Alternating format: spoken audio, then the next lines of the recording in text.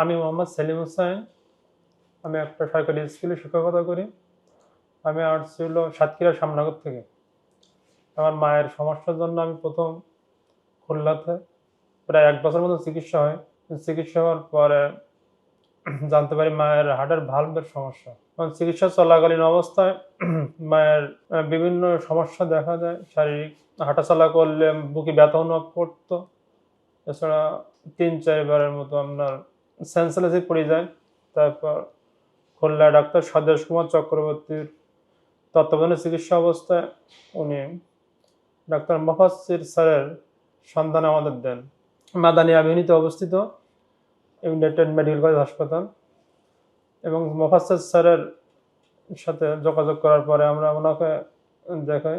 উনি শারীরিক সমস্ত দিক বিচার বিশ্লেষণ করে ওনার অপারেশন ছাড়া কোনো সমাধান নেই।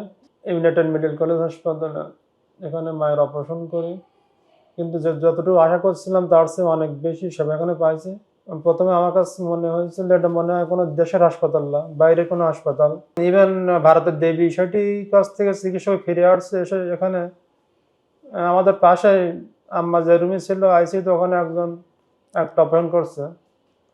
তখন আমার আরো মনোবল বেড়ে যায়।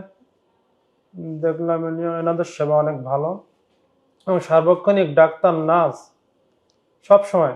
ইভেন আমি এই ৮-১০ দিনের মধ্যে আমরা নিজেরাও ঘুমানোর সময় পাইনি। ওনারা এত আমাদের সেবা দিয়েছে। ঘন্টায় ৪-৫ বার পর্যন্ত আসছে। যেমন ডাক্তাররা আসছে, মেডিকেলের ইন্টার্নি ডাক্তাররা তেমন। এছাড়া আপনার বিভিন্ন পরিষ্কার পরিচ্ছন্নতা কর্মীরা, খাবারের কর্মীরা, এই হিসেবে মনে হয়েছে অনেক সেবা ভালো পাইছে এখানে। কর্তৃপক্ষকে ধন্যবাদ জানাতে চাই বাংলাদেশের বুকে এত সুন্দর একটা হাসপাতাল উপহার দেওয়ার জন্য।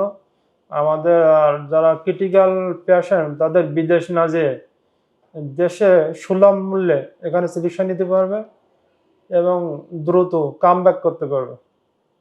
সকলকে ধন্যবাদ।